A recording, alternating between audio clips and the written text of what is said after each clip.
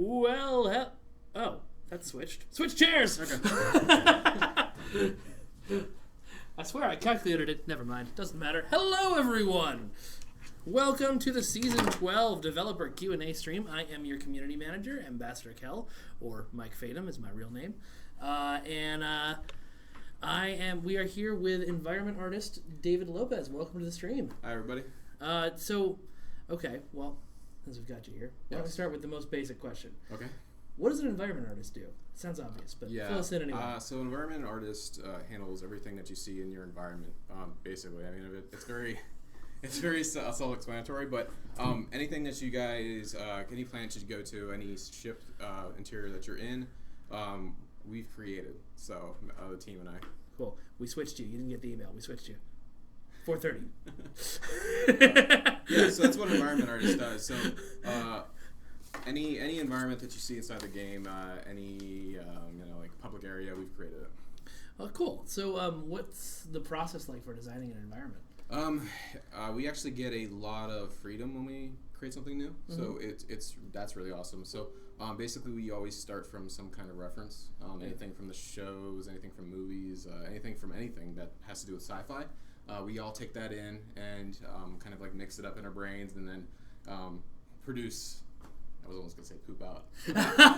Well, now you've said it. Poop out good ideas. But Star Trek Online, we poop things out here. So that's what we do. We just take all the reference and our own ideas, what we see from movies, anything that's interesting, and we try to implement that into environments. I loved with Survivor, which just came out, he used like a Romulan prison from a random TNG episode as reference, and somebody picked up on it instantly. Yeah, that was surprising. I thought it was pretty obscure, but I was actually happy that somebody did that. Yeah, that's cool. So for Season 12, you designed the environment for Signs and Portents, right? For the planet there? Yeah. Okay, cool. So what were the references and inspirations behind that? I actually just, like I said, I had a lot of freedom in what I wanted to do.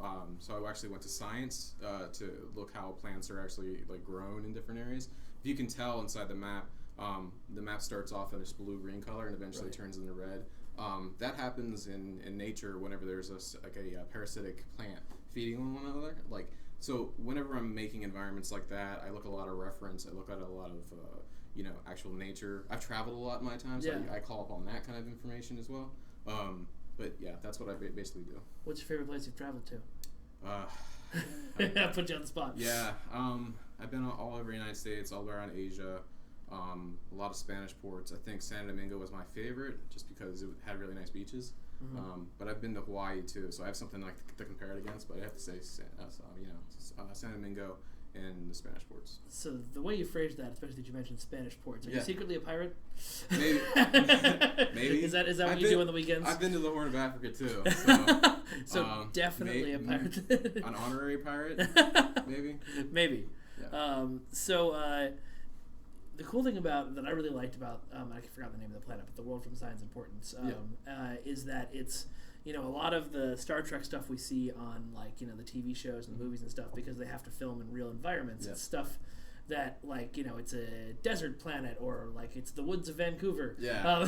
So you actually designed what looks like a really alien world for that. Yes. How do you take something that's, because we can only base things off of the nature that we actually know on planet Earth. Yeah. How do you take something like that and then design something that looks like it's a whole different planet? Believe it or not, there's a lot of stuff that we don't see on a regular basis. So diving into what's weird in the world is something I also do. Just looking at the very extreme side of animals and what they do, or looking at how nature evolves and changes. I didn't know that. Plants can change colors because of other parasitic plants. I didn't know that, but doing that kind of research and looking at that, it helps you. Also, I play a lot of video games, so I was playing a lot of No Man's Sky at the time too. Oh yeah. So that also helps. Lots of planets with weird colors. Yeah. So just trying to figure out what looks normal and try to push that along with what is not normal. Yeah. Kind of helps. But it's always good to base that in reality. Yeah. So what's your favorite kind of planet to design? Right now, I would love to do an ice just a blizzard. That's my. Do we get to crash an escape pod and run from several giant monsters? I would love to do that.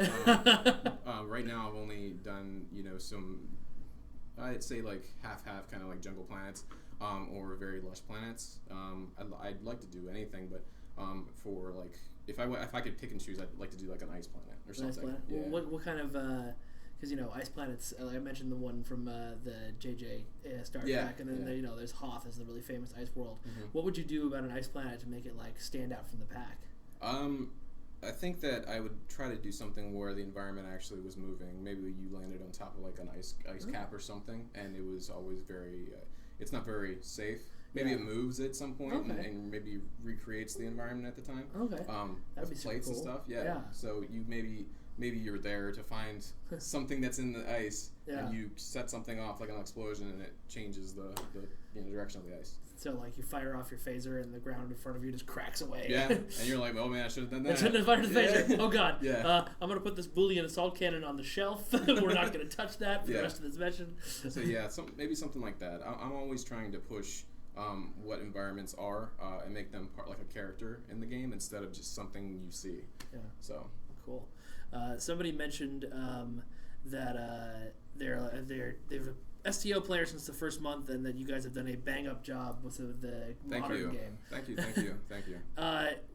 Here's a fan question: why is every chair that Pot Zombie 420, great name, really so original, finds a captain's chair? That's just something we haven't changed. I think it's just something it's an old thing. You're a captain in my eyes, so everybody gets captain chairs. Yeah, exactly. Yes. Lots of people on Facebook just saying hi over and over and speaking to me in Klingon. So hi, how are you? Hello. There you go. What else? What other environments in the game have you done? I started out doing a bunch of things in the TOS era, so Return to Babel, I've done that one, and I've had my hands on a bunch of things through that time period, so it's kind of a blur.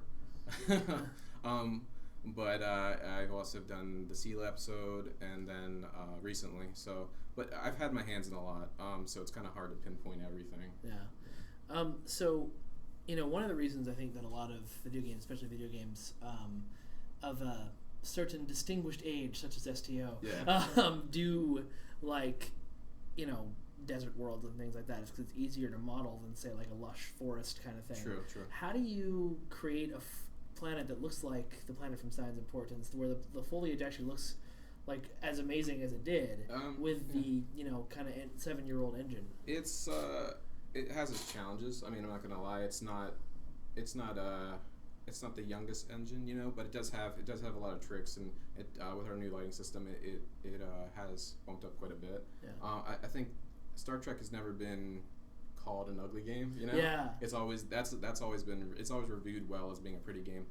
It's just about learning the engine and then learning what you're trying to make in an environment, and really pushing that and doing your homework, and like how do trees grow, how do plants grow together. How do they feed off of each other when you look at them? It's basically being a professional florist, but doing that will help you out. Yeah. Do you just like go on long nature walks and study the forest? Like, how do you do that kind of research? Like I said, I traveled a lot, and whenever I traveled, I took advantage of like seeing the nature that's around whatever I'm going to. And sometimes it was a jungle, sometimes it was just maybe a desert area, but doing that and then growing up around in a rural area kind of helped out too. Yeah. But where'd you grow up? Pennsylvania. So yeah, I was really close to Gettysburg, but nice. So there's always forests and stuff to walk around and go hunting, go fishing, things like that. Nice. Somebody asked, are we ever getting more ship interiors? Yes, you are. Obviously. I am an advocate of it. I want to do another one. We can't announce anything, obviously, but yes, you're getting more ship interiors. Eventually. We're not going to stop making ship interiors forever. Untangled Rose says Signs of Portents ground map is such a nice looking map. I really do agree with that. That was one of my when I first started playtesting that mission, I kind of logged in like, oh, that's cool, we're talking to Tony Todd. Holy crap, what is this planet? There's like a waterfall, and there's like sun coming through trees. Yeah. It pretty blew me away. Words, English, I have them. So what's the best part about getting to design like a whole new alien planet?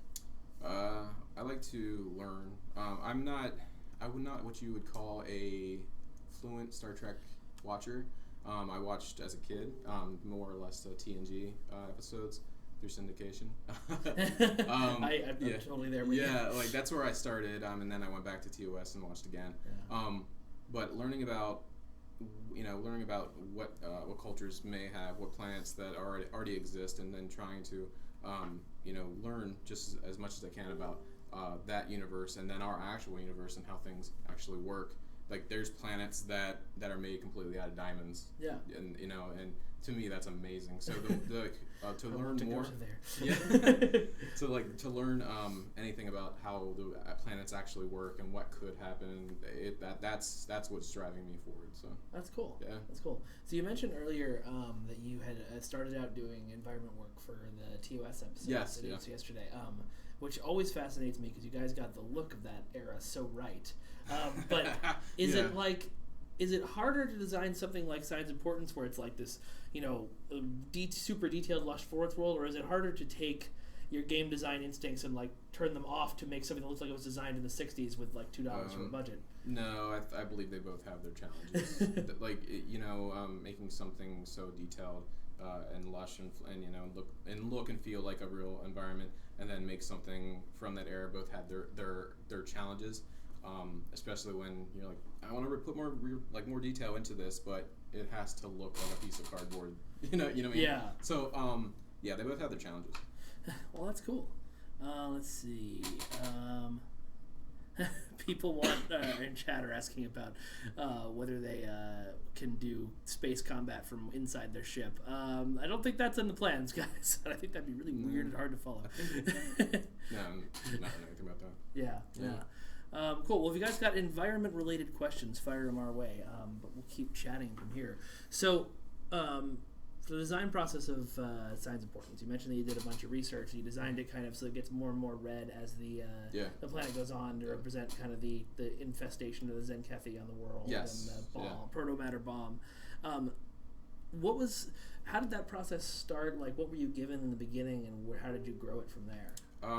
We are given a storyline. To get to the what planet we're supposed to be, what we're supposed to hit story-wise. And is that storyline like super detailed and laid out, or is at that point is it just like you fight the Zenkethi here, there's a bomb at the end of the level? Yeah, I mean it's laid out pretty well. Okay. But we always have to embellish a bit because that's not written in the story of like this planet is exactly where it is. It's more or less like this is the planet we want it to feel like. So can you help us make it feel that way? Okay. So it was always said it was a jungle planet, and then I heard a remark is like, you don't have to do a jungle planet. I know that's gonna be pretty hard, especially with our stuff. But I was like, I'm gonna do it. So just you wait. Yeah, I was ready to do it. I was ready for the challenge. Cool. All right, let's see more people chatting with us in Klingon. Do you know Klingon? Is that Google Translate? We could possibly Google Translate this. Let me see how. I have tried that before, and it's always come out really badly. But while we're doing that, so you're taking on the story. They've given you a little bit. You're starting to do your research. You want to take on a jungle planet. What is the thought process like that then takes you through from the the blank screen in front of you to okay, well this is going to be purple and this is going to be white and this is going to be red. So once you get the story, then that's when the research starts. And I wanted to make a planet where the Zenkethi would actually pop up. They would really pop out and maybe look almost natural being there. Yeah. So knowing what they were going to look like, I could then find contrasting colors that would make them pop. Okay. So because they're green, you go for purple or red. Yeah. Because that's okay. Yeah. So I wanted them to really pop along with their glowy and misted parts. I think that. Google Translate turns it to "and him the strength and honor." Michael Porter, I don't think that's right. Maybe you should translate for us. But yeah, that was the process. Is just trying to find ways to kind of showcase the Zenkethi and have them look as awesome as they are. Now we're getting Klingon in both chats. How do you decide? You've got because there's a million different kinds of jungle even on Earth. How do you decide what kind of jungle your jungle is going to be? That has to go along with the feel that I wanted to kind of reinforce. I wanted to make an environment where you were maybe showing up mid-morning. Yeah. And then I also wanted to reinforce the almost like eerie feeling of not knowing what was out on the planet, and like seeing the Zencathi for the first time.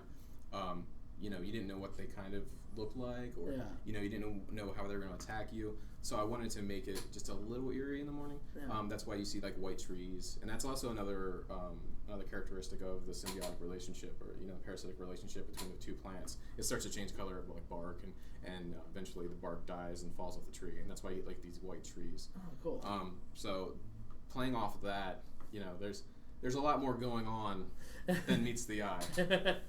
That's cool. Yeah. Were you also because we had that big cutscene in the middle where Tony Todd is like, "The Zencathi!" and they jump off the thing.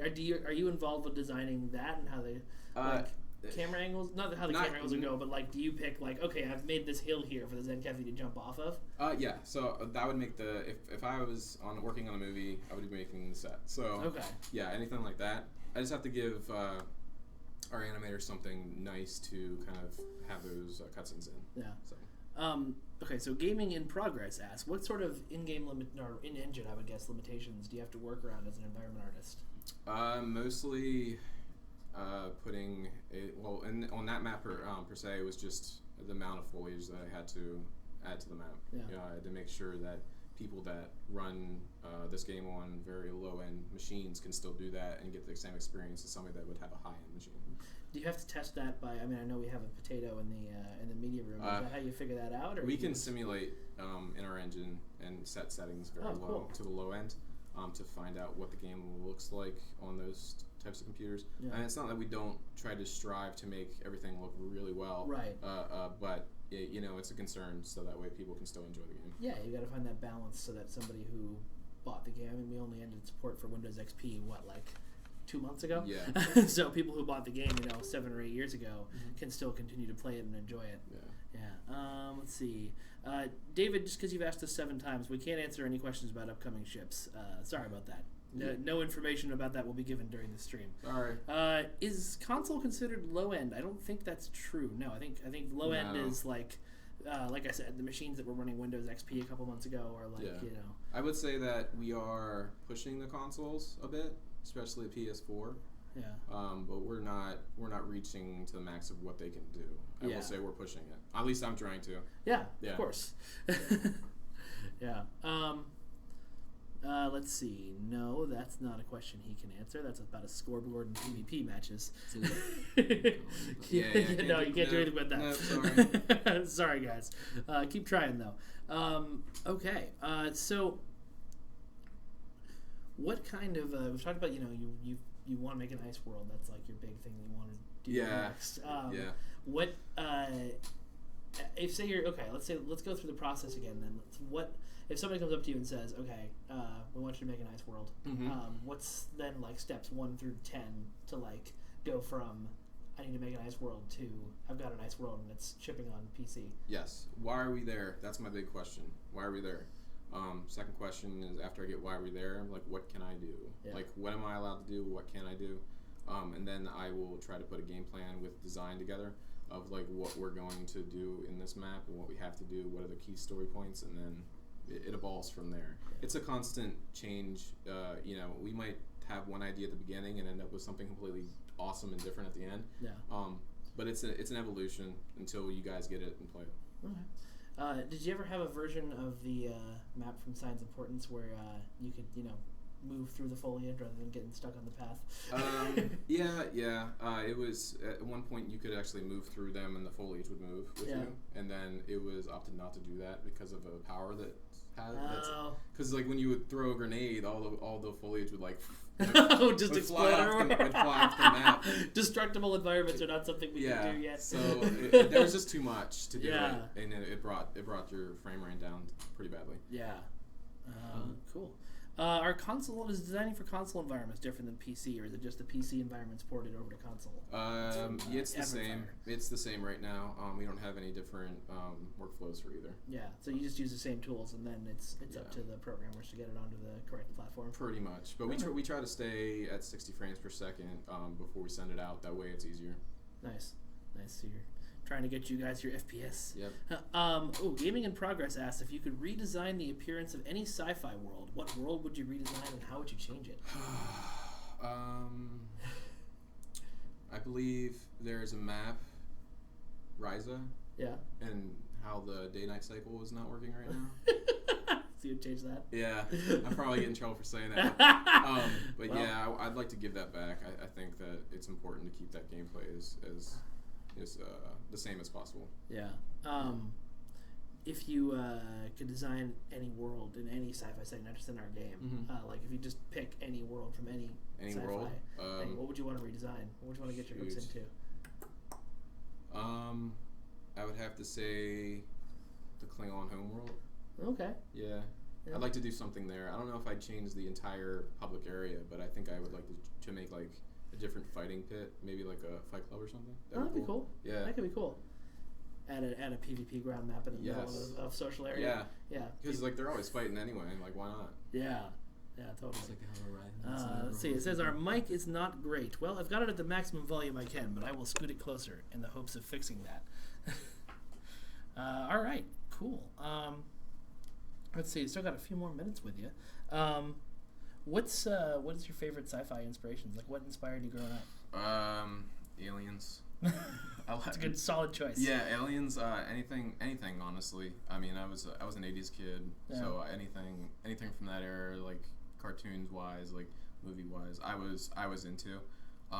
Actually didn't get into comic books until I was older. Yeah. And so now I'm like heavily into Thor and stuff. But yeah, anything. I mean, I always get everything a chance, even if it's like an artsy film or something. Right. Any media that I can use to promote anything that I can use in gaming, like I'm all about. Yeah. I'll give anything a shot. Well, the world design in Aliens is so freaking cool too. It's just like it's creepy. When you get down there in the basement and there's all those people in sacks. And it's just it's one of the because I don't know if you've ever noticed this, but people in '80s movies tends to overact a lot, and that's like one of the movies where like it totally makes sense because they built the environment up so well that when somebody's screaming like "Game over!" You're like, "Oh no, I'm take it seriously." That's where I'd be at too.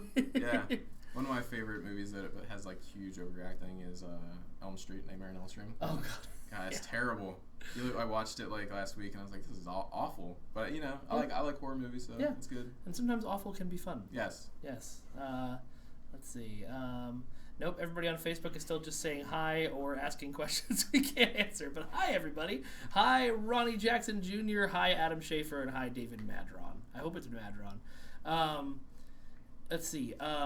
Big Thorin, that is a question that you will want to save for the next interview with producer Stephen Ricossa. Something about adding exploration back into the game. That's not your area, but he can probably talk to that a little more. Of everything you've designed in the game, what's your favorite thing you've designed? Man, that's tough. I like all my stuff. I know that's like a cop-out answer. It is totally a cop-out answer. I'm going to put you on the spot. Choose. Sophie's choice. You must choose. Probably there's a prop inside. Man, I can't say that one. Is that coming up? Oh, the thing you were just telling me about outside? No. It's something that's already in, but I can't say what it is. Okay. Waterfalls. I liked all my waterfalls. Your waterfalls are great. They're great. Those are good. Those are good waterfalls. Waterfall-like. And definitely not anything that's a spoiler for a future season. Yes. All the waterfalls are great. Oh. The shader for that, the material got updated for that, so it turned around really quick. So you guys actually redesigned water for that level? Yes. That's cool. Yeah. I was wondering why it looked so amazing. Yeah, we did a lot of work for that, for the water, and it improved everything else on other maps. So yeah. So is that how often do you guys come across like a, hey, we really want to do this thing, so instead of using the tools we have, we're going to improve water across everything? It happens usually by necessity. Yeah. If something looks completely messed up or we get a bug from a random player, then we look into it, and if it's worthwhile, then we'll change it. Yeah. There's also things that I'd like to add to the game that I'm trying to push towards, but we'll see what happens. Yeah. Cool. I don't think you can speak to. I mean, that's upcoming content anyway, so we couldn't speak to it. Someone was asking about whether there'd be a redesign to the captain's table anytime soon, but I can't talk about that. Even if we did know, it's not a bad idea. David Roush is still hitting the when are we getting the T6 Sovereign question, no matter how many times I tell him we're not going to answer that. I don't know. We don't know. We don't know. So, all right. Well, thank you very much for joining us. It's been a pleasure chatting with you, awesome. And I know. Console players are probably looking forward to getting the chance to try Survivor out too when that eventually comes. Yes. What did they get yesterday? Yesterday they got all of season 12, so awesome. They got Signs of Importance. Yeah, and that's enjoy what they're doing right now. Enjoy. Yeah, cool. All right, well, thanks. It's been a lot of fun. All right, see you. That one, you can do that one. There Bye. You go. Bye. Can you do that one? There I you can. Go. Bye.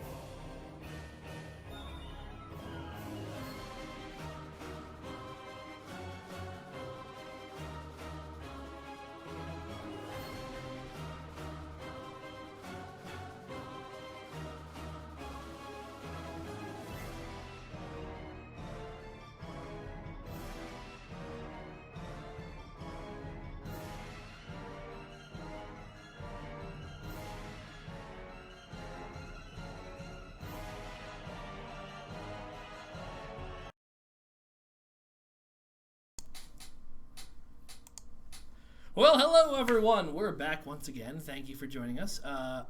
In case you're just joining us, my name is Mike Fadem. I am your community manager, also known as Ambassador Kael. And we are joined by executive producer of Star Trek Online, Stephen Ricossa. Whee! How's it going? Oh, thank you. Please. It was a standing ovation, except I sat. Yeah, everyone on the other side of the camera was just raging. It's yeah. insane. It's we turn it around. Stadiums full of people. So, you finally did it. Console is now completely caught up with PC in terms of seasons. How does that feel? Until Tuesday. We got a week. It feels great. It feels great. It's awesome to, almost feels like completing that journey, right? There's still more work to go. There always things to improve upon, and there's going to be more content to get on there. But to look at the journey where we began before we were like, there's no way we can make STO work on console, to where we're at now, is pretty amazing. It's going to be a great 7 days. Or 6 now, I guess. We're living it. We're living it. Living the dream. We're diving into our pools of Scrooge McDucking it. Anyway, so season 12 now on console. What's the process like for taking content like a big season like that from PC and porting it onto Xbox and PS4? So earlier on, it was far more difficult. So when you're looking at Update 1, Update 2, and the expansion, it was a little more time intensive because so much time had passed. There's a thing in software and game development called data drift, where things that worked stop working as well as they used to as time goes by. So we take these releases that shipped, or after a couple weeks after ship, we're in good shape, and then we take them. It's like, all right, let's get it ready for console, and we find a bunch of issues, right? Yeah. Season 12 was a lot simpler because we grabbed the baseline, the code branch that was going to go to console very shortly after Season 12 launch. Right. So it had time to get into QA. And then once it's into QA, a lot of things we're looking at is the console UI ready? Does we hit all the XRs and TRCs for Microsoft and Sony? Do we have new achievements that we're going to put in there? And then some general testing, and then through cert at Sony and Microsoft. So the earlier ones were quite a process, but as we've been rolling recently with Season 12, not that bad at all. Is it a more stressful process to do an update on console? Because I know with PC, I know we can kind of, if something's wrong, we can just like, oh, we fixed that. Yep. With console, we've got all the certification process to go through. Yep. So there are some things we can do without taking down the shard, without needing to go through a cert process. But yeah, if anything weird happens that's something that we could fix the next day or that day on PC, it's like, no, probably looking at a couple of days on console to get that done. So it really forces the double down on QA. How do you prep to make sure stuff like that doesn't happen? As much as you can, anyway. We test as much as we can, and then we have the cert process to help. And it generally gets a little bit more time, right? Things go to PC first, so we kind of find a lot of things there. So that definitely helps and makes for a really clean console launch. Cool. So what? Obviously, we talked about certification, which is the biggest challenge. But other than that, what are some of the challenges that come from taking PC content and moving it to Xbox and PS4? Unless it needs a separate UI, it's not that tough anymore. Before PC had the new lighting system, it was tough because we had to go back and relight things for console separately. Right. But now PC has the lighting, and so we just build our content as we normally build it, and it just transfers over well. So unless we have to build a specific new UI, we're in pretty good shape. So like for matchmaking, for example? So in certain situations, we do our best to try to make them similar when we're making them moving forward. But unless it needs a new UI, we're in pretty good shape. Okay. Yeah. Cool. What was the biggest surprise in terms of porting Season 12 over? Was there a big surprise? How smoothly it went. We kind of... It's not just PR talk, folks. Because the other ones, again, like I said, we pulled data and code from way back in the past, and I locked off certain things so that way we could make sure it was set. And it took a lot of time to make sure all that stuff worked, especially with certain things were gated, yada yada yada. But to grab Season 12 when we thought, okay, it's stable, grab it. This will be a snapshot of where we're at for Season 12 that we'll bring to console. It went pretty smoothly. Of course, there were issues and things that we have to find and stuff that had to be fixed. But for the most part, it went pretty clean. That's cool. Yeah. So we've got the process down. We're at parity for about a week. What do you think the schedule, without obviously announcing any release dates, what do you think the schedule is going to be like in the future now? How long will console players have to wait for the new stuff to drop for them? We're targeting 6 to 8 weeks. Okay. So Season 13 is coming out. Yep. We're targeting 6 to 8 weeks later to have Season 13 out on consoles. That's cool. And so that'll be our cadence from now on. Is that going to be true for like events like First Contact Day as well, or just for the major season releases? The event schedule is different on consoles than it is on PC. Mm-hmm. The rate at which things come out and the certain types of events. So not necessarily. Okay. Major events like the winter event and the summer event, that we're going to try and potentially lock those into the exact same date. Nice. But other things like weekend events will bounce around. Yeah, I mean, I know, like, for example, this weekend it's XP weekend on all 3 platforms, but like last weekend, we do a sale for console we don't do for PC, Yep. or some vice versa. Cool. Yep. How do you figure out the schedule for something like that? Do you just kind of say, oh, this is, I think an XP weekend would work here, just throw it at the calendar, or what's the thought process? We try and find a good breakdown. That's kind of one of my big jobs, is coming up with what our release cadence, microtransaction sales, events, seasons, whatever, what's coming out every year.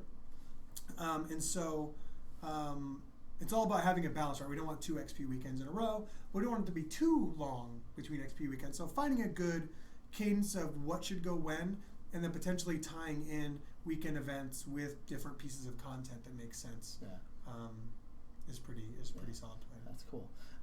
So we've got a question that came up in the last thing from the Big Thorin, and I think it's an interesting one. Mm-hmm. We can't obviously talk about any upcoming content or things that we're working on, but exploration is very important to Star Trek, and I know a lot of people are wondering if we're going to bring some sort of exploration type content back into the game. What are your thoughts on some of the challenges and stuff of bringing that back?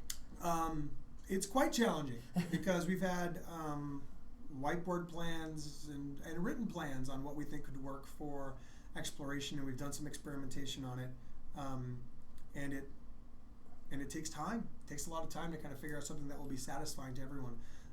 So it's definitely not off the table for me. Something that I still consider to be important, and something I would like to get to someday. But yeah, it's time intensive development wise and planning wise for sure. Yeah, cool. All right. So what's some of the more interesting things that console players can expect coming up in Star Trek Online? We're going to be having some new events that are dropping on PC that are going to be coming to console. The arena is coming not too distant future for our console players, so they can try their hand at that holographic Klingon arena. Remember, you get bonus points if you do the Ambassador Kael dance. I'm just saying. But yeah, that should be pretty cool. So they're going to be able to be seeing content kind of as it's happening, pretty much with PC. So that'll be very cool. Okay. We got a question on the Twitch about the Foundry in consoles. Is there what's the situation with the Foundry in consoles? It's a technological issue. Mm-hmm. We have a concept of micro-patching on PC, right, where you only download what you need. So you'll notice if you have micro-patching on, which is on by default, if you're going to an episode that you've never played before and there's new assets in it, the load time will be a little bit longer as you're instantly streaming the assets that you need, and then you can build that level. And so that's what we do with the Foundry. You're going to go play a Foundry episode, there's stuff in there you haven't seen before, you go and download it on the fly. Sure. On console, you have to download everything up front, which would be kind of obscenely huge if we wanted to do that. So it's kind of prohibitive on what we can do for console players. So yeah, that and some other issues mean that we generally can't bring Foundry in its current state to the game. We've talked in the past about potentially maybe grabbing a few episodes, from the Spotlight or something and bringing them over so people can play them. But the actual Foundry editing tools and the nature of making your own stuff can't work in that space right now. Okay, cool. Just because I've gotten this question a million times on Facebook, playable Borg faction. You never know. You never know. Someday. I don't even know how that would we've joked every now and then about you sign up as a Borg and then you're just assimilated for the entire game and don't control your own actions. No, we've talked about it. It's been a plan. We've going back even even the Delta Rising days, we were talking about, oh, should we do playable porting this time? Nah, we're not going to do it this time. But we talked about it. It's definitely something that the team thinks about. Yeah, cool. Is there ever going to be a test server for consoles? Somebody on Twitch asked, like a Tribble for consoles. Probably not. Yeah. Probably not with the way the console is set up. I suppose you could play on PC. Yeah. Right? Because we take all those fixes and all those check-ins and pull them over for... Literally the same content. Yeah, and it's the same data and code. It's just packaged up in different ways to work for Xbox and PS4. Yeah. So. Cool. So, what's been your favorite part about Season 12? And specifically having it on consoles, but just in general, too? I'm always a big fan of the episodes and the cues. Yeah. I really like the Zenkethi as an enemy group for Season 12. I'm a fan of them kind of going off meta, right? If you hit them with a gravity well and bring them all together, they're too tough. They're like really, really tough to take on, so you want to spread them apart. It's kind of opposite of what everyone's been doing. Really cool cues like gravity kills I really liked. That map is so freaking pretty. So great. And I love that episode and the overarching story we're telling as we build towards something. What? We're building towards something. Building towards something. Why would we do that? I have no idea. But it's very cool. It's very cool. I enjoyed Season 12 quite a bit. Yeah. Quite a bit. Yeah. Cool. What about the Zenkethi really drew you to them as enemies for this one? You know, we've talked about doing them for a while. They've never been seen on screen, but they were talked about during Deep Space Nine. Yeah. And so we always talked about what they would be, and we saw the original writer said, I kind of saw them as armored lizard people. Yeah. And so we saw this critter group as another opportunity to do kind of something like we did with the Iconians, which is really like stretch our legs and try something different. And so we like made a new animation rig because you had the big arms and the little arms, and kind of had the little arms like beeping and booping on stuff while the big arms are shooting, and kind of came up, oh yeah, they're big and they're tough and they've got armor, but they're like super smart, and so their ships have a lot of good tech, and we want them to fight differently in space. You got these big ships like kind of turning on a dime to point their front at you, and they've got different mechanics where, you know, you don't want to shoot them in the back, you want to shoot them in the front. It's very cool. That's cool. Yeah. So a question from the Facebook. We had this kind of exciting thing with Season 12 when it launched on PC, in that players got to help design the Lucari ship that came out with the anniversary. It's featured in the episode, so it's you know, players can see it on console, but they can't get the ship yet. Yep. You can't say when, but what are the plans for the Lucari ship on console? There are plans. There are plans within plans? Someday. Someday? Someday. Okay. But there are plans. Is it someday soon? Well, relatively soon. Relatively soon. Trademark. 0153. Sometime before 2020. Yeah. But no, there are plans to get that out there to players, because it is cool that it's a community-made ship, and it takes a lot more time and more work to build a ship that way with a community, to plan it that way. Yeah. But it's so much fun. Yeah. And it seems like everyone really enjoys doing it, so it's something that we definitely want to keep doing. Yeah, definitely something I would love to see us try again. Mm-hmm. So somebody asked when we're getting tier 12 ships. Let's see, how long is it to get to tier 6 ships? Was it 5 years? So maybe the 10th anniversary? Yeah, there we go. Wait, are we does that mean we're jumping from tier 6 to tier 10 in 3 years? Because he said to. Oh, okay. I didn't we want have to. That's true. Now we have to. So everyone blame General Richards. Yeah, I didn't want to do it. This one's come up a few times on Twitch.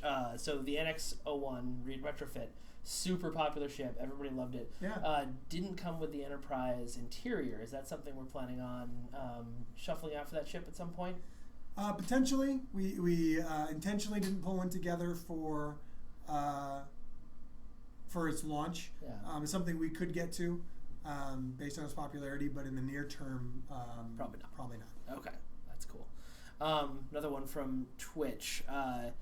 So somebody, I think, who is one of our loving and disappointed Mac players, wanted to know, since console's been doing fairly well, do we think we'd ever have the time and resources to go back to supporting the Mac platform? Probably not. It was the user base was incredibly small, and there was an internal and external cost to maintaining the Mac client. And it kind of, even from the beginning, cost more than it brought in, and it got to the point where it was too much of a cost to bear, so we had to make that cut. Yeah. So sorry, Mac people. We still love you. Yeah. Boot camp. Boot camp is a real thing. Cool. I don't know what that question is.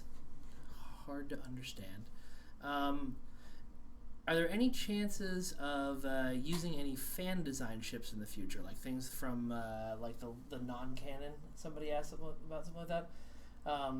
So it depends. Like we have the Vesta, right? The T6 Vesta, and so we asked for permission and we paid for permission to use that from Rodemaker. And so some fan design ships we can do. We did the Next Enterprise contest, and so that's how we built the Enterprise F.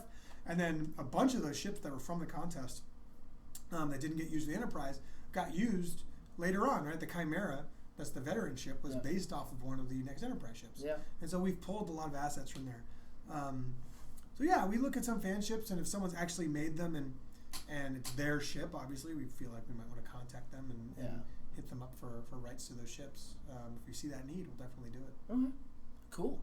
What are you looking forward to most in the Xbox One and PS4 world now? We've got the parity goal that we've achieved for so long, for 6 more days. I'm looking forward to getting Season 13 on there and getting some of that competitive PvE play for them. I'm curious to see how it works on the two different environments.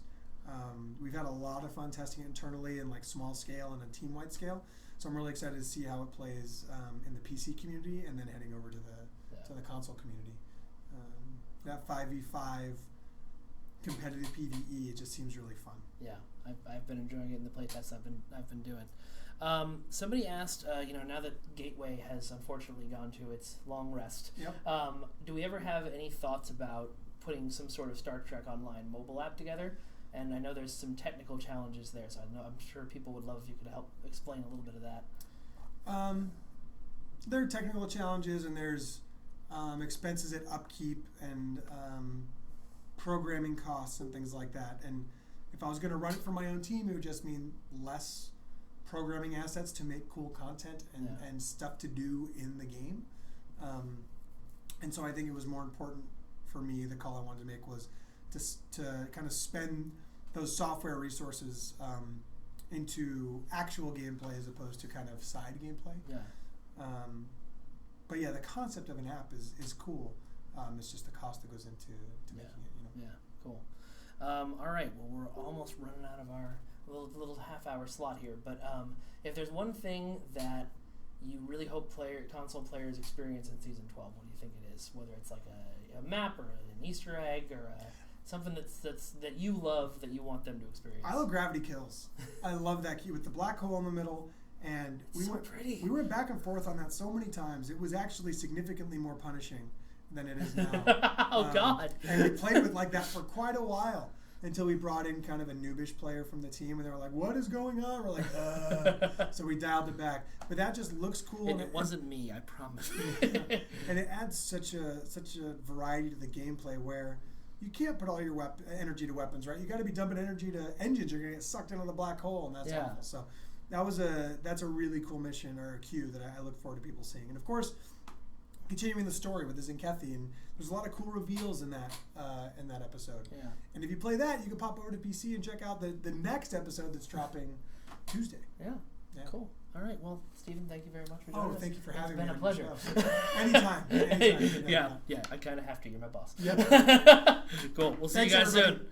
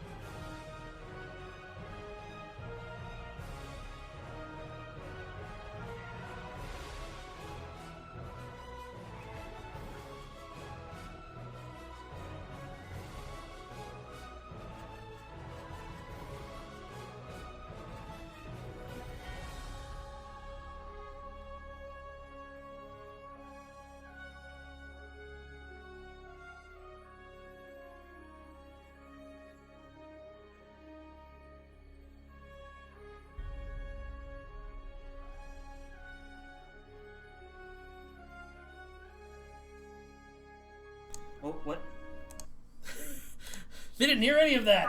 The microphone was off. You failed I'm again. a professional. I swear I hit that button. I swear I hit that button. Thank you for this is the best first experience being on a live stream.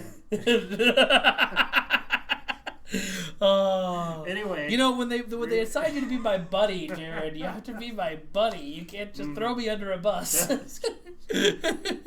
All right, so ladies and gentlemen, I'm Ambassador Kael. I'm your community manager, also known as Mike Fatum. I'm joined by producer Jarrod Fisher. Hello. Hello again. You didn't hear me well, the for the first first time. time. Yeah, so hello for the first time again. Jarrod, you're a producer now. Yes. You didn't start as a producer. Mm-hmm. What is your history with Cryptic Studios?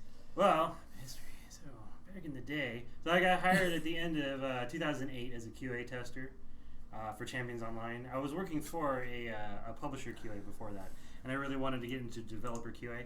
And Cryptic was offering that. It was a studio. It was really close by. Had awesome. I heard about Champions. And an inkling of Star Trek, but I don't think it was at a time. So anyway, I got hired as a tester, and I was on Champions Online until it launched the next year, and then I was put on Star Trek immediately after that as a tester, and then I stayed on that until we launched. At the time, we were still owned by Atari, so I had an opportunity to go and do projects for them as a QA lead. So I was promoted to QA lead, and I did a few projects for them for a couple of years. Though I say them, but we were all the same at the time. And then eventually I circled back to Champions Online as a QA tester, and then Star Trek Online as a QA tester, and launched Legacy Romulus expansion. And then after that, I got put into production, or I've been almost 4 years. Oh, cool. Mm-hmm. Did they just one day Ricossa walked to your desk and grabbed you by the shirt and dragged you to a production cubicle and threw you inside? Is that how it worked? Well, it was actually the EP at the time. Oh, yeah. But, it was kind of the thing where it was like, hey, you want to do this? Yeah, because I did a few interviews. And just one day it was like, hey, you want to do this position? Okay. That's actually how I got most of my positions here at Cryptic. So you want to do this? Okay. Do this thing? All right, I guess. Sure. So what's, a lot of people have some idea of what a producer does around here, but what's a typical day in the life for you? Well, yeah, it definitely does depend on what you do. I mean, and the definition of producer is different for other studios. Most of the time, actually, I come in during the day. Every day, I come in with a bunch of plans, and I usually throw like half of them out the window. And then usually, by the time I walk to your desk, it's like, hey, Jarrod. That was another question from Mike. No, but basically, what I guess we can call me like the live producer of Star Trek Online. Okay. Where so I kind of mostly deal with I actually make the builds that go to test servers and that eventually hit the live servers. Okay. So that's really time consuming, and along with that, there's punch lists and patch notes that kind of all deal together with making builds, and just following up with people, making sure that new content is ready to go out on the dates that we've scheduled it for. So, and that goes hand in hand with all that kind of stuff. So that's kind of like my main priority. That also includes the console, which has separate dates. Yeah. So trying to keep those two things organized, and then also the blog schedule, as you're well aware. I am well aware. But also as far as development, I do a little bit of development production. So I kind of oversee. I produce the FX art, the character art, and concept.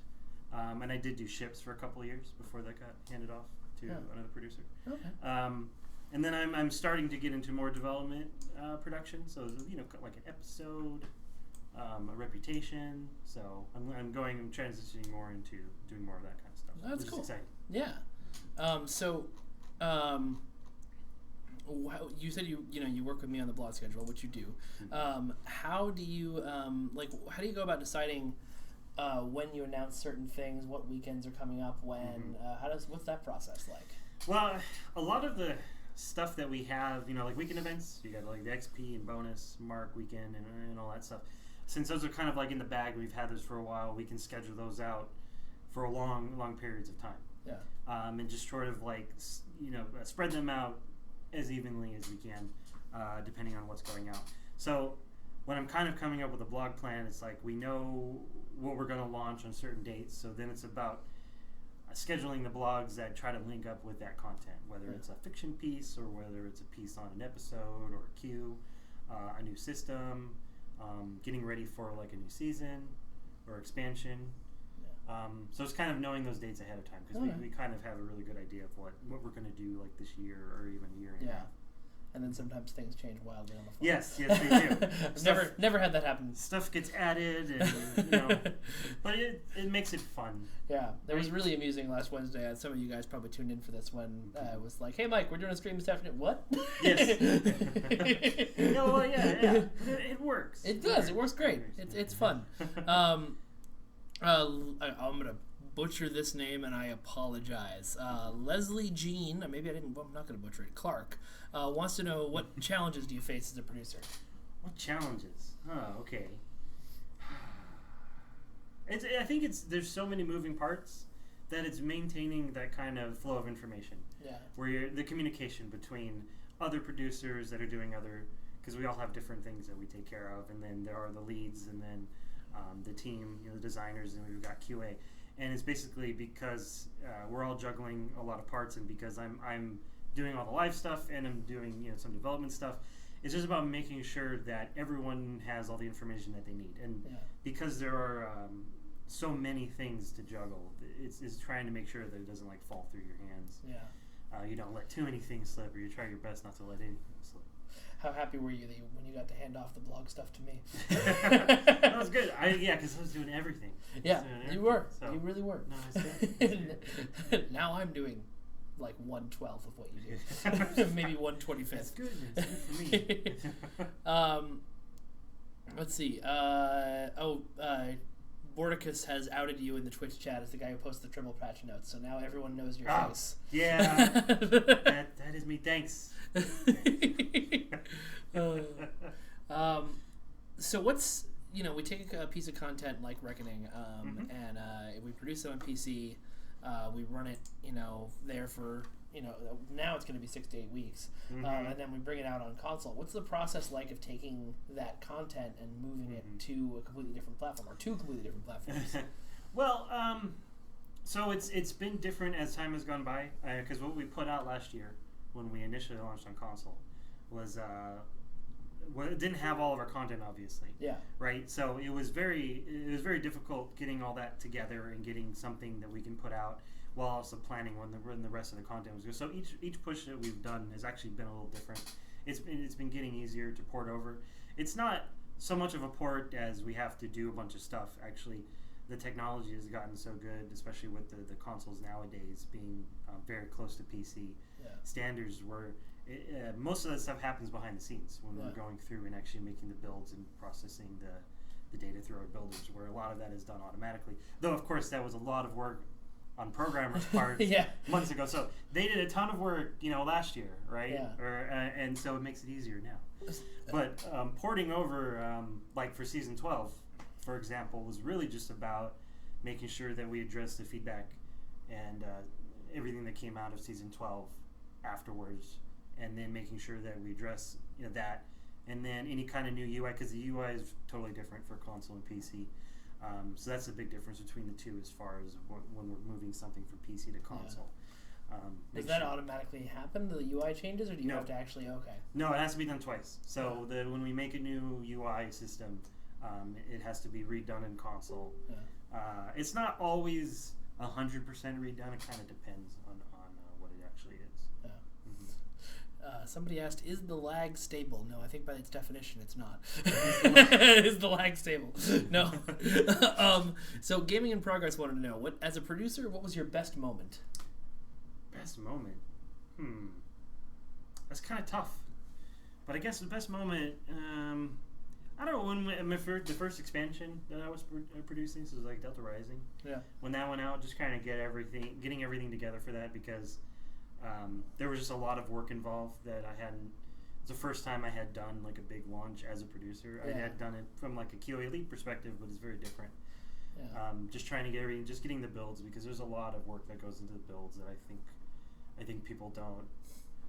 I wouldn't say understand, because it's kind of you just press a button and it's there, and it's really not. So, just getting all that stuff together. So I was proud of that launch from my perspective of being the first time doing the expansion. So you talked a couple of times about you're the guy who makes the builds, but what does actually making a build entail? Because I know you're not sitting at your desk doing if then. Right. Right. So we initially when we have something when we're in a spot that we have enough content done and it's like a date behind a launch. It's usually a few weeks. It depends on what the launch is. We'll make a baseline, and that basically is it grabs all the data that we've put in up to that date. So have 100% of everything before that. And then when you have the baseline, everybody that does work, they're called check-ins. And so when somebody does work and they check it in, we'll get anywhere between like 20 to 50, 60, 70 check-ins a day, depending on how close it is to a launch or whatever it is. So when I'm making the build, I'm taking the check-ins that we absolutely need for our release, and then some of the stuff we're working on future stuff too, stuff that maybe that comes out like a couple weeks after that, and leaving those out, for future. And people will see that if they look at the builds when they log in and they patch. If people look at that stuff, they'll see when we go from a new baseline to another, and the dot 2, 3, 4, 5, 10, whatever. So that's what those are. Like those are different versions, and I'm taking what we need for whatever the next launch is. So it's a lot of going through a list and being like, yes on season 12, yes on Signs Importance, no on the super secret OP ship that we're building. We can't tell them about it. Yeah, some of that. And then before we actually put a build out to the public, there's a lot of iterations, and usually, those are we give the QA. So I got to make a build for QA every day so that they have the most updated information for them when they're testing for a push that's coming out like down the line. Cool. Drogan wants to know, do you have any involvement with the Foundry, and would you like to? Which sounds like a threat to me. I know. It's a little bit. Would you like to? No, I really don't have any involvement in the Foundry besides, taking check-ins if it's necessary. But I don't really deal with the Foundry that much. That's mostly Maria's thing. Yeah. All right. So Doc Savage XXX. I'm just gonna. Nice he wants to know, since the UI impacts performance on PC to a high degree, are there any lessons we've learned from the console's UI that you are looking to apply on PC? I wouldn't really know because they're two very different UIs. I don't know if one applies to the other. That much. It's kind of maybe more of a technical question. That I'm not sure if I can have a clear answer for. Okay. But we build off of PC first and then go to port it to console UI. That's kind of like what we've been doing since the initial push for console UI. Yeah. Okay. Cool. Another question from Gaming in Progress. What was your favorite change to Star Trek Online, and what's something that maybe got taken away that you had to take away that you miss? It's a two-part question. So answer in two parts. See if I remember both parts. Okay, start with part one. What's your favorite change? My favorite change. It was there's been so when many the new changes. community manager came in November, right? Yes. No, that's there's been so many changes. I've been on the project almost since the beginning, so it's like a vastly different game than what we launched with. But I like the addition of like the duty officer system and kind of those systems that we've put in. I think when that went out, I really liked that because it was. I like active play in gameplay, but it's kind of neat to have that sort of thing. I'm sending off my team to do that stuff. I thought that was really cool.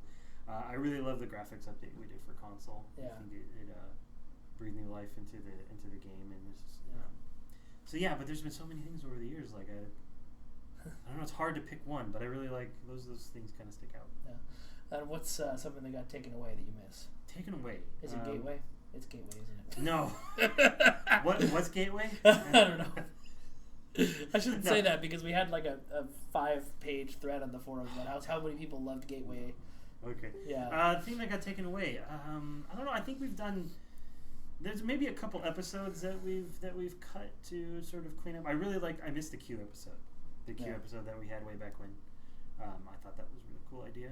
Yeah. But it just made sense why we had to get rid of it. We had to cut Somebody had an idea. It was on Reddit, I think, a while ago that I thought was really cool. Although I could tell it was one of those like, this is a cool idea that would take us like 4 months of work to do. But it would be cool to bring back some of the old episodes as like, this is a holodeck mission. This isn't really happening, and pay no attention to some of the bugs that were probably still present. But like, go do some holodeck training. Yeah. Well, no. Actually, that reminds me. That was a really cool thing that I also liked is when we went and revamped a lot of that stuff. Yeah. Because I think it, the stuff that we had learned over time and apply it to those older missions that we launched with. I thought that was really good. especially the Cardassian changes that we made to that mission, that part of the mission journal. Yeah. What's your favorite mission in the game? Favorite mission in the game? Yeah. Jeez. They all kind of blur together. Spotlight directly on the last one. No. The mission ones. Geez, another hard one because I like a lot of them. I like our story overall. I really like the Iconian stuff, like the Iconian War. It's hard to pick out one mission, but maybe the final one. I forget the title of it, but the one where you go back into the past to the Iconian homeworld. Okay. I haven't. I think I'm just starting the Iconian arc. Yeah, through. I just did Sphere of Influence, which is freaking fantastic. It's I think the final one on that Iconian chain was probably one of the 6 that was one of my favorites. Yeah. Apparently, I'm missing a joke here, but Bordicus says that he misses Tribble with Klingons, even though it wasn't very good. And then, were you in that? Because someone mentioned Jarrod in that mission. Were you in that? Maybe. Too long ago. My name is in there, but I don't think it's based off me. It was just Are you sure? Are you sure they didn't just track you down and be like, this Klingon? I think, is that an old Klingon episode? Probably. That we cut? Probably. It's called The Trouble with Klingons. Don't remember. I don't know. Look it up I'll look it up in the STO wiki later. Okay. Facebook question: are we getting free Zen while playing the Foundry on STO? No, you're not. I don't know what that question means. Okay, so what's your favorite part of Season 12? Favorite part of Season 12? For me, I really like the story. As I mentioned, I like the stories that we do because I'm really story and content driven. Yeah. Just even outside of work, I really enjoy having a good story, and I think that's really been one of our strengths on Star Trek Online. Yeah. Especially since the Iconian War started off. Since then. And because it really brings you in, because that's what Star Trek is it's a story, it's storytelling, and I really like a big overarching storylines. This is like when I was a kid, my favorite show was Babylon 5, and I really liked how that was like a 5-year story, and I feel like with our stories as we go on, it sort of feels like that, where you can go back to that, and the newest one being the Zenkethi. Was great, and I think for Season 12, the battle zone and the mission and the new cues that we put out, it was a pretty cool creative group. Yeah, the Zenkethi are a lot of fun. They're interesting and different. Because I was talking about how you guys, went and designed them so that the typical player tactics wouldn't work on them. Like, you guys are using gravity wells? They're stronger when they're together. Yes. Yes. No, it was funny. It was a lot of work making the Zenkethi from like everything that we did. We put into Zenkethi, and so that was really neat to see that through. Yeah. Let's see. Somebody on Facebook wanted to know if we'll see Phoenix boxes again. If you're on console, you'll be seeing them right now. If you're on PC, yes, but we're not going to tell you when. Yeah, that's pretty much how that works. Soon. Soon. Yes. Whenever we think the deal has gotten too high. No, that's not how it works. That's not what we do. But as much as we get accused of that on Reddit, there's a lot of planning involved. Yeah. What's something about the job of a producer that you think would surprise most people who would try and sit down and do your job? I think for me personally, there's a lot more hands-on work than I think. Yeah. Because I think when a lot of people think of producer, they think of someone that just comes around and tells you what to do and that you're running late and stop running late and fix everything. Yeah. And obviously there are some producers that do that. Yeah. Just kind of it's different for every company has different.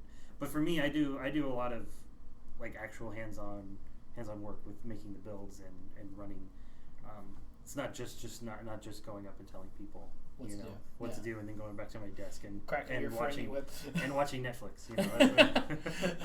It's funny actually because I keep walking by people's desks and seeing them watching specifically Star Trek on Netflix and being like, oh man, those people are goofing on. They're literally building something from that episode of Star Trek right now.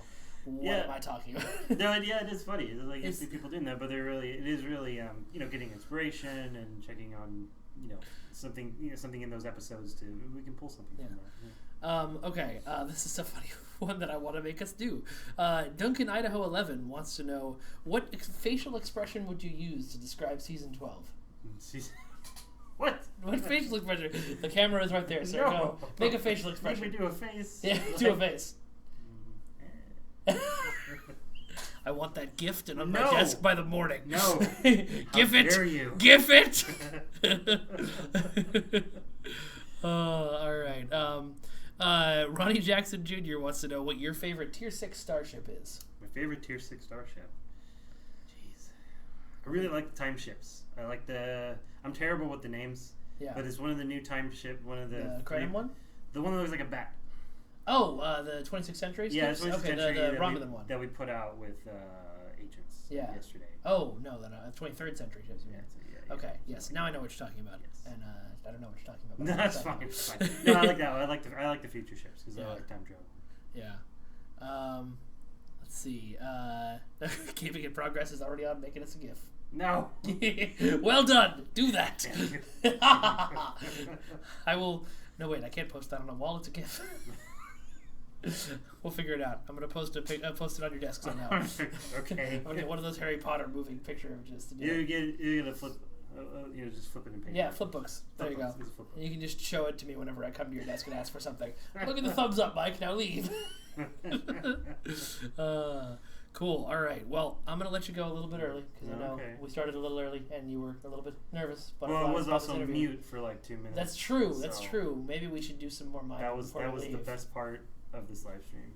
Being mute. Miming right now. All right. Thank you very much, Jarrod. Thank you. We'll see you soon. Thanks for joining us. Thank you. The definitely not a bat ship. Yes, that's exactly right. The 31st century Ouroboros ship is what it's called. Okay, yes. Yes. That's what it was. Well, we knew our fans would do that. Bye, guys.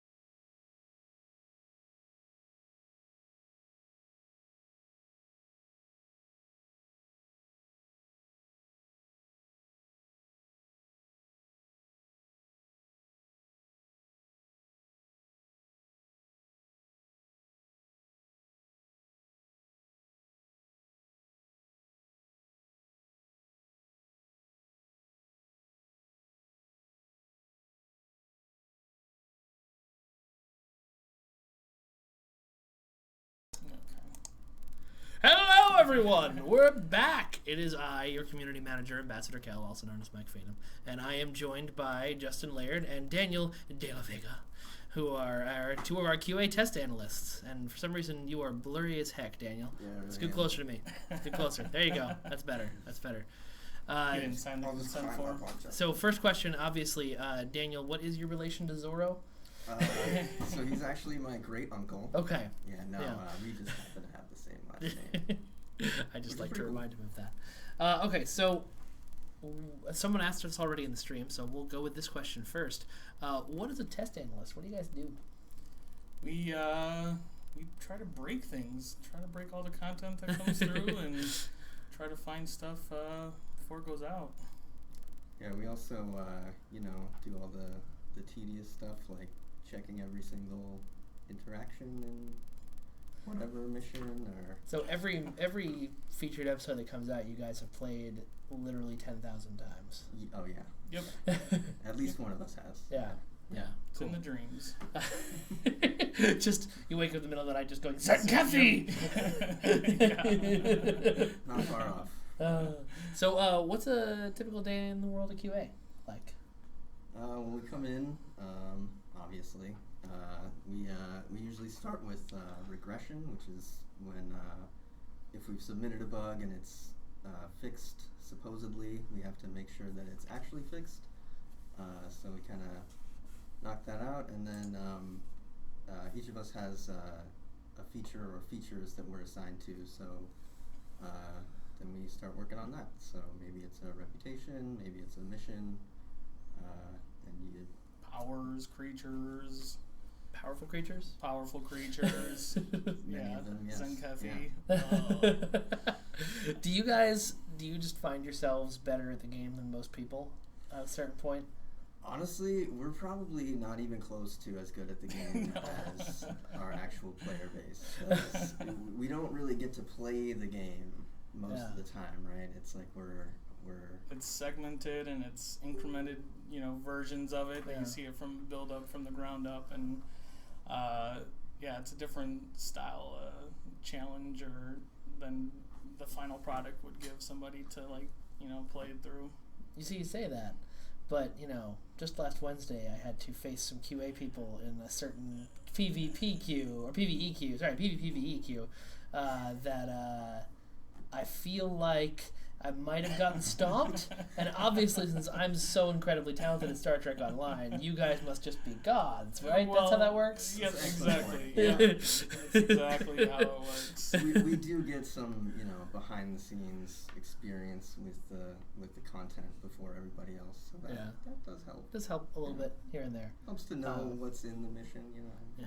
Practice makes perfect. Twitch is telling you that you're secretly a hologram now because of the blurriness. Trying to get more Yeah. aware. Are you an emergency medical program? Do you need us? Do you have a little thing on your arm that keeps you in focus at all times? Not that I know of, but maybe we're dealing with like a Blade Runner situation here. Yeah, I it don't could. know. That could actually be a really good way to keep QA testers. Just make holograms and make them do it.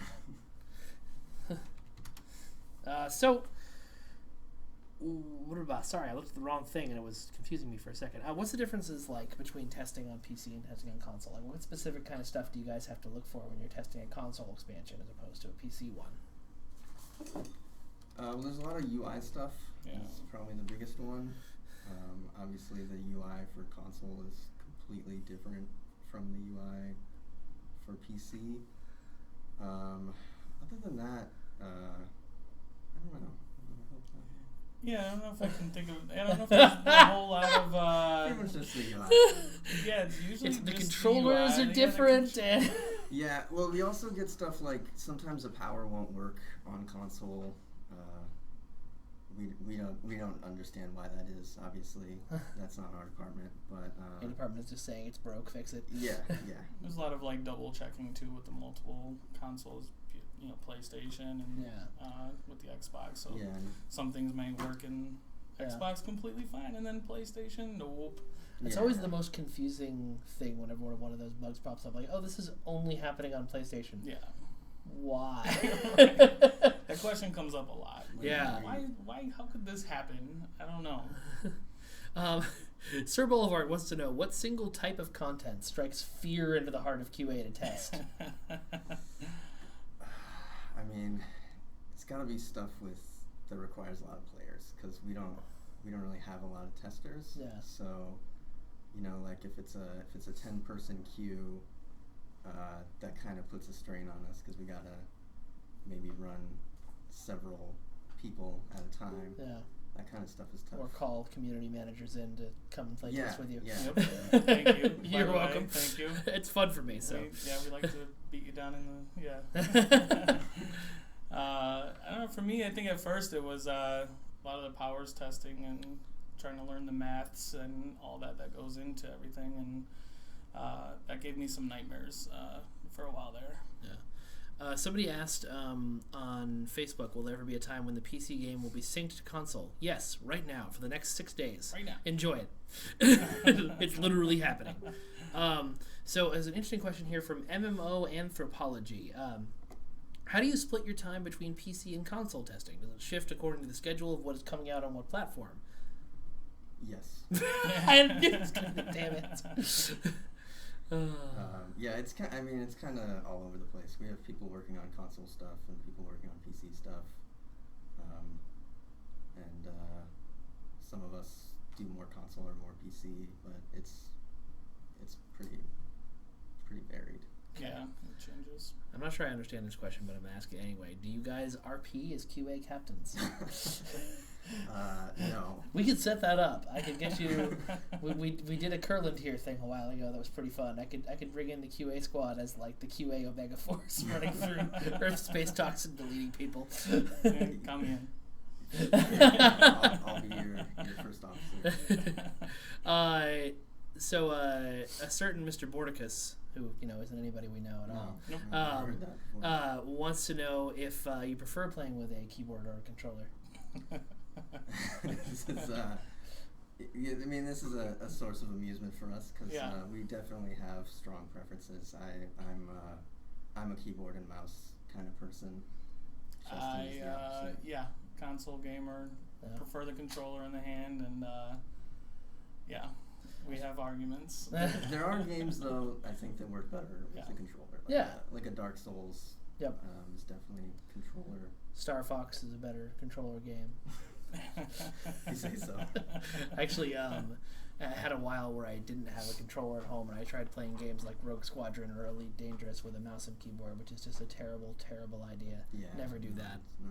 Take my advice. Never ever do that. Somebody wants to know if we'll get the PlayStation VR game Star Trek Bridge Crew and get together and do a stream of us playing that. I'm down. If we can, absolutely. If I can convince someone to bring in like 5 Oculus Rifts or PlayStation VR or something like that, I am so down. We should do that. I'm sure that can be arranged. Yes. I call I call Captain. I found from Artemis that I'm very good at that. Cool. So, are there any major like challenges for testing on the different platforms, like for PC or console that crop up? Definitely. I mean, one big one is just a lot of the stuff, a lot of the sort of basic testing stuff that you need, like taking a screenshot, just sort of requires a couple more steps when you're doing it on a console. And so obviously if you're taking 20, 30 screenshots, that extra time adds up. Yeah. We're also, up until recently, we were sort of a little more limited with the commands and stuff we could use, but luckily our software guys helped us out on that. So you know all the sweet cheat codes on console now. Oh yeah. Yep. And I think that's a lot of the extra little steps when testing on console comes from having to do those extra little things that are still being built for the consoles. Yeah. And how much of that stuff is now built in place for you guys? At this point, from the beginning, it's come a long way. Yeah. So it's testing has become an easier task on console for sure. Much easier. Yeah. What was your favorite piece of content to have to test a million times, and what was your least favorite? Start with the first one. What was your favorite piece of content to have to test a million times? I actually like one of the things that's coming out that I can't talk about yet. Okay. Quite a bit. Least favorite, once it reaches a certain threshold of annoying, they kind of all blend together, I would say. It does kind of blend together, so I'm kind of struggling to think of a best and a worst, because it's all just what's right in front of you in the moment. You just kind of plug in and, obviously running into walls is not always desirable, but, it's got to get done. Just a lot of throwing yourself into objects to make sure you can't. Yep. You can. Yep. Okay, so here's a question, since you guys are obviously godlike players of the game. Of course. Obviously. Leslie Jean Clark, because I'm now sure that I'm pronouncing that right, she didn't correct me, wants to know, what consoles do you recommend for good deeps? Oh, that's a question for John. Spartacus. For Spartan. Yeah. I am Spartacus. I am Spartacus. I hear the Embassy consoles are great. Yeah. Rose wants us to know that not being able to talk about your favorite content is one of the hells that game devs live through, because you can't, because it isn't out yet. It's very true. Yeah. Cool. All right, so this is a question that Jeremy sent in, but it actually was my question first. It's on the list of questions. I'll show him later, but I'll give him credit for right now. What is the funniest bug you've ever encountered? Oh, the funniest bug. I mean, we've had some good ones. I feel like anytime, like early, when you're just putting eyes on something and something pops up that's, just makes everybody laugh. And it's like, pull everybody over, hey, come take a look at this, it's just... Yeah. Earlier today, actually, we saw some dual pistols where if you do a certain animation, the one that's in this hand ends up kind of back behind you. That was a pretty good one. There's the one There's a pistol growing out to me back. yeah. I've heard of shooting yourself in the foot, but yeah.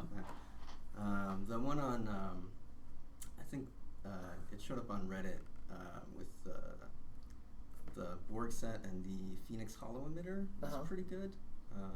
What was it? Because I don't. So if you equip the Borg console, the simulated console, and try to use the Phoenix Hollow emitter from the First Contact Day event in Sector Space, you get sort of these like giant Borg triangles around a little tiny Phoenix. It looks a little ridiculous. That sounds amazing. Search Reddit for it. It's up there. I'll find it. Let's see. Ronnie Jackson Jr. wants to know what your favorite starbase is. It's okay. I don't know about Justin, but I don't have any strong preferences. Really, there aren't any long debates into the night about Deep Space Nine versus Space that's Dogs? not the conversations that we're having a lot. Game controllers, those are blood fun, Right, blood yeah, feeders. But that's star the bases, issue. that's totally different thing. We love all star bases equally. Yeah. Okay, let's see. So, when you guys find something, what's the rest of the process then? Once you've found, like, okay, I tried to throw myself into this door and I was able to, and now I'm floating in space and this is bad. What's the next part of the process? Once you find something, you write up a report on it. And that gets sent off whoever the designer is, whoever or what part of the team it's supposed to go to. And from there, you hope it gets fixed and you can check it and everything is working smooth. It doesn't break something on the other end of the hall of it. And yeah. Oh God, what have you? I mean, I'm sure you do all the time, but do you remember any specific well, we fixed this thing and it broke 16 other things stories? I got a decent one on that actually. Yeah. It was probably like my second or third week here, and I was looking through the tutorial because when you first start, you spend a lot of time in the tutorial. And actually, I guess this is technically right after the tutorial. There's a whole thing where you go talk to Admiral Quinn, and then he gives you the mission for the Azura. And so there was a minor text error in that, which was that he said so-and-so collaborates your story. And I said, aha, that should be corroborate, because collaborate does not mean what that thinks it means. So I filed it, and then our writer, wrote back that fixing that would require changing the voiceover as well. So I was like, okay, well, I guess do that whenever that happens. And then I guess the text got changed, but not the voiceover. So then... So it says corroborates, but he says collaborates? Exactly, yeah. So then about a week or two later, one of the other testers, who's not here anymore, takes his headphones off and he goes, I found a text VO mismatch in Admiral Quinn's dialogue. Oh, no. No. It all worked out in the end, though. I think he says the right word now. And somebody went in and was like, all right, he says co here, and we have to get raw from this word, and we'll just edit it together. It'll be fine, guys. Yeah. The magic of Simple. sound design. Yep. Yeah. Somebody, just because I can answer this, asked in the Twitch chat why it takes so long to get from level 55 to 60 as opposed to other levels. That was by design, and we are changing that. So look on, I think it's on Tribble right now, those changes, and then that stuff will be coming up later on. Correct me if I'm wrong on that. So what's the best part about getting to work in QA? And it's just being a part of this industry. You come in and not only are people passionate about what they're doing, then you dealing with the Star Trek IP, and there's that extra level of passion. So you just kind of see that everywhere. So it's kind of nice to be part of that. That's cool. Yeah, we get our hands on what I think at least is a very cool game, and it's like Justin said, it's just nice to be a part of it. Nice. Yeah, it's always even though you might be knuckling down, and in the 11th hour things are happening, and people are still smiling and laughing all aboard, and you got people making weird noises from down the office. And Does I remember when we were kids, in the 90s, there were always those things about like, dude, video game testers, they play video games all day and they get paid. Does it live up to that dream? It's so much better. Okay, Sir Boulevard wants to know what your favorite Star Trek series are. For me, it's gotta be the original series. I grew up Solid choice. on TNG, but having come back to the original series as an adult, I think it's the best, or it's my favorite. I don't want to start. Yeah, don't start that fight. Yeah, that's definitely my favorite too. And I when we were working on Agency yesterday and kind of going back and reviewing the episodes and stuff, and just seeing that flavor that was back then, it was pretty great. So that's definitely my favorite. That's cool. Yeah, it's a bold choice to say out loud in a team that is so pro Deep Space Nine. Oh, this is live. Oh wait, were we being recorded? Oh no, we're all fired. That's why you wanted Blurface. Okay, so Rose has now left you guys open because she's mentioned that late nights during overtime get a little strange. So now you have to tell me what that's like. There's no describing it. It's a haze of confusion and start frantic. Getting slap happy and goofy, and people just start throwing possums at each other. That's can happen. Yeah, that happened. I got a possum thrown in my head the other day. That's where that went. Yeah. All right. So if there's one thing, during all of your testing of this new season that's now on console, that you guys hope players will experience, you think they'll really enjoy in season 12, what do you think what is it? You're asking me specifically?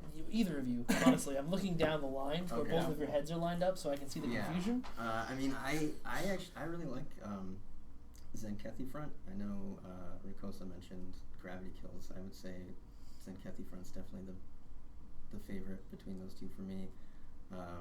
I just think it's a cool, just a cool scenario. It's like you're sort of at the front of this war going on, and you're fighting the Zenkethi. Yeah, I like them. I think, just the Zenkethi critter groups themselves are just pretty unique and challenging, and challenging is right.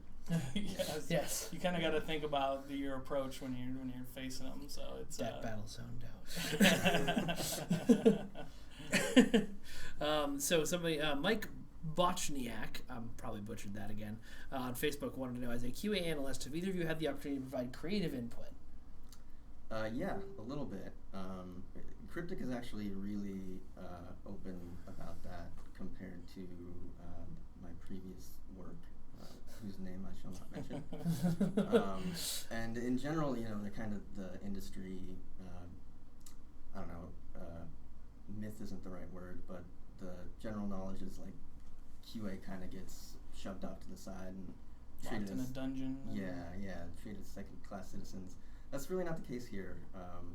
We get asked for feedback quite a lot, and the rest of the development team is very open to it. Yeah. So there are a couple things in there that were suggestions from me, but I'm kind of blanking on them. You can't remember your own glorious additions. No, the glory just blinded my memory. But there have been a few things. There's definitely an open door kind of feeling.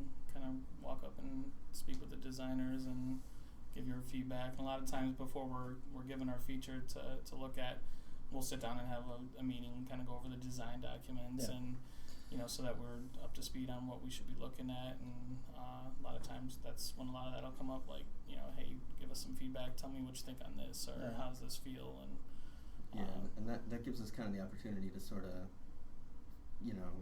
nudge the developers in a direction that we want, raise concerns that they might not have considered and that sort of thing.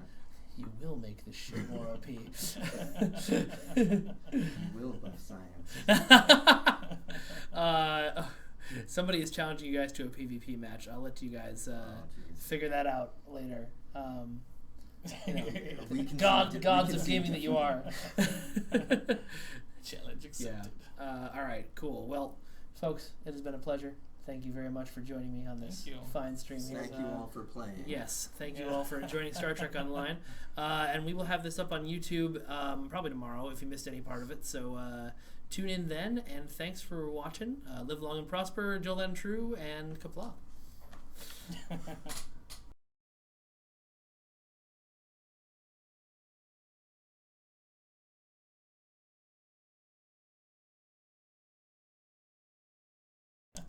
Signing off. Nailed it.